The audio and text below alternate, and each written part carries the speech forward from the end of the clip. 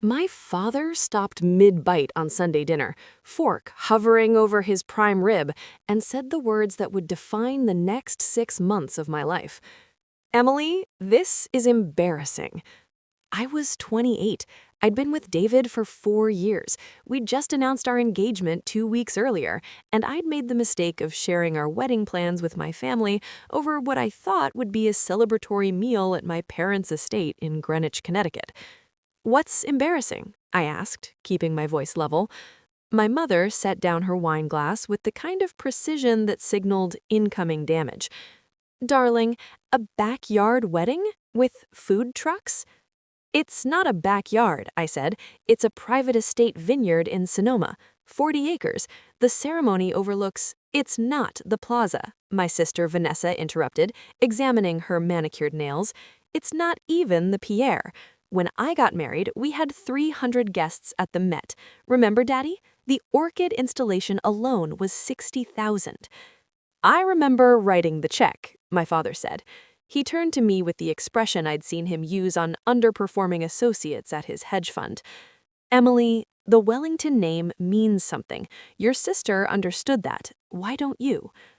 "Because I'm paying for my own wedding," I said quietly. The table went silent. My mother recovered first. "You're what?" "David and I are paying for it ourselves. We don't want—" "Oh, for God's sake!" Vanessa laughed, sharp and bright. "You're actually proud of this? Let me guess, you're having it catered by a college friend who does events, and your photographer is someone's cousin with an iPhone?" "We hired a James Beard-nominated chef collective," I said. "The photographer has work in National Geographic and Vogue. The flowers are—" "How much are you spending total?" My father's question cut through like a scalpel. "Around $45,000. Vanessa actually gasped. "My dress cost more than that. Jesus, Emily." "We're prioritizing what matters to us. Good food, beautiful location, close friends and family. And humiliating your parents in front of everyone who matters." My mother's voice had gone ice cold. "Emily, we have standards. We have expectations. People will judge us for this." "Then don't come," I said. Wrong move. My father stood, 6'3", silver-haired, the man who'd built Wellington Capital from nothing into a $2 billion firm. "Don't be childish. Of course we'll come, but don't expect us to pretend this is acceptable." Over the next 3 months, my family launched a coordinated campaign to convince me to do this properly. My mother called weekly with suggestions, meaning demands to move the wedding to New York, expand the guest list to 400, hire her event planner Claudette, who'd done both Vanessa's wedding and several prominent charity galas. Vanessa posted Instagram stories from wedding planning appointments at luxury venues, always tagging me with captions like, "Showing Emily how it's done," #wedding goals, #luxury bride. My father went silent, which was somehow worse. The final blow came 3 weeks before the wedding, at Vanessa's birthday dinner at Daniel. "I have an announcement," Vanessa said, beaming. She waited until the entire table was watching. "Since Emily's decided to have her intimate gathering in California, Daddy and I have been discussing something special." My stomach dropped. Daddy's agreed to host a proper wedding reception here in Manhattan, black tie, for all our family friends and business associates who won't be able to attend Emily's little ceremony. "It's not little," I said. "We have 120 guests. It's practically elopement. Darling, this is perfect. We'll do it 2 weeks after you return from California. Call it a second reception. Everyone does multiple events now." "I don't want—" "It's already done," my father said. "I've booked the St. Regis roof, 300 guests, proper band, proper menu, proper everything. Consider it our gift." "You're throwing yourselves a party and calling it my wedding reception," I said slowly. "We're salvaging your reputation. You should be grateful." I looked around the table, my mother already planning seating charts in her mind, my father checking his phone, Vanessa triumphant, my younger brother Marcus silent and uncomfortable, but unwilling to contradict them. I need some air, I said. I left Daniel and walked 12 blocks in heels, fury and hurt churning in my chest. What they didn't know, what I'd been careful not to share, was what David and I actually did for a living. To my family, I was working in tech, vague, unimpressive, something involving apps they didn't understand. David was also in tech. We lived in a modest apartment in Oakland, drove normal cars, dressed simply. The reality was different. 5 years ago, I'd left my corporate strategy job at McKinsey to co-found a clean energy software company with David and 2 MIT engineers. We'd built machine learning systems that optimized solar and wind farm operations, reducing costs by 23% on average and increasing output efficiency by 31%. 18 months ago, we'd raised a Series C round led by Sequoia and TPG at a $340 million valuation. 4 months ago, we'd been acquired by a Fortune 50 energy conglomerate. The deal closed 6 weeks before my wedding. My personal proceeds, after taxes and investor distributions, $47 million. David's was similar. We hadn't told my family because we'd learned long ago that they measured worth only in their own terms: hedge funds, private equity, Manhattan real estate, social positioning. Tech success didn't count unless it came with Zuckerberg-level fame. So we stayed quiet, lived modestly, and planned a wedding that reflected who we actually were. The vineyard in Sonoma was perfect. September light poured across the hills, illuminating rows of grapevines that stretched towards mountains in the distance. The ceremony site overlooked the valley, chairs arranged in a semicircle around an arch wrapped with olive branches and white roses. My family arrived the morning of the wedding, 2 hours late, visibly unimpressed. "Well, it's rustic," my mother said, surveying the grounds. Vanessa wore sunglasses throughout the pre-ceremony cocktails, making pointed comments about the charming simplicity of everything. What they didn't notice, because they never paid attention to anyone outside their immediate social sphere, was who else was there. Our 120 guests included the lead partner from Sequoia, who'd championed our Series C, 2 board members from the acquiring company, including the chief strategy officer, the founder of a unicorn mobility startup David had advised, a Tesla VP David had worked with on charging infrastructure, 3 founders whose companies we'd invested in as angels, and my former McKinsey managing partner, Richard Volkov, who'd stayed a mentor and friend. My family registered none of this. To them, the guests were just a crowd of casually dressed strangers, nobody who mattered. The ceremony was exactly what we'd wanted. Simple vows, acoustic guitar, no performance, no spectacle, just truth. When the officiant pronounced us married, our guests erupted in applause, genuine, enthusiastic, sustained. "Well, at least someone's excited," I heard Vanessa mutter. The reception started with cocktail hour in the Vineyard Gardens. The food trucks we'd hired, 3 of them, from San Francisco's most celebrated chefs, served perfect small plates: wood-fired pizzas with burrata and truffle honey, Korean short rib tacos with gochujang aioli, oysters with champagne mignonette. My family clustered together near the bar, making no effort to mingle. Then James Chen approached me and David as we greeted guests. "Emily, David, congratulations. This is extraordinary." "James, thank you for coming," I said. "I know it was a long flight from Houston." "Wouldn't have missed it," he said. "After everything you 2 built, after what you've brought to Horizon, this felt personal." He raised his glass, and his voice carried across the immediate area. "I want to make a toast," James announced. Several dozen people quieted and turned. "For those who don't know me, I'm James Chen, CEO of Horizon Energy. 8 months ago, my company acquired the clean energy software firm that Emily and David founded. The technology they developed is now being implemented across 47 utility-scale renewable installations in 16 countries. It's saving our industry partners more than $200 million annually, while reducing carbon emissions by an estimated 3.2 million tons per year." People were listening now. My family, 30 feet away, had gone very still. "Emily and David are 2 of the most brilliant strategists I've ever worked with," he continued. They're now senior advisors to Horizon, helping us shape the future of renewable energy infrastructure. But more than that, they're good people who never forgot where they came from or what matters. He raised his glass higher. To Emily and David, who proved you can build something extraordinary and stay grounded. Congratulations. The applause was immediate and loud.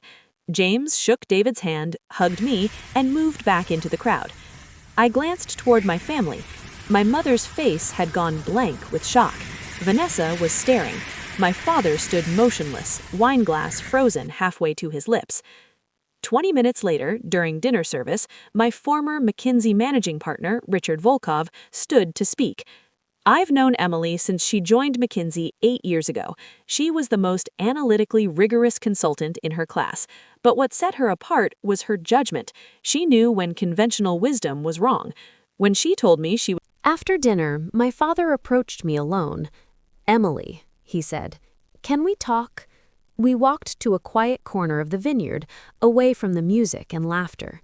"Why didn't you tell us?" he asked. "Tell you what?" "The company, the acquisition, He gestured vaguely. "All of it. Would it have mattered?" He was silent. "You called this wedding embarrassing," I said. "You threw yourselves a party at the St. Regis and called it my reception. You made it clear that nothing I did counted unless it fit your definition of success. That's not..." "Yes, it is." My voice stayed level. "For 5 years, I built something real. I worked 80-hour weeks. I learned machine learning and energy markets and corporate finance. I hired a team, raised capital, negotiated contracts, closed deals. David and I built technology that's literally changing how renewable energy operates globally. And you never asked about it, because tech wasn't impressive to you unless it came with TechCrunch headlines and Elon Musk mentions." My father's jaw tightened. "If we'd known..." "You would have what? Been proud? Thrown me a party?" I shook my head. "Dad, the wedding closed 6 weeks ago. My personal proceeds were $47 million. David's was about the same. We didn't tell you because we were tired of being measured against your metrics." He stared at me, actually speechless. "This wedding cost $45,000, I said.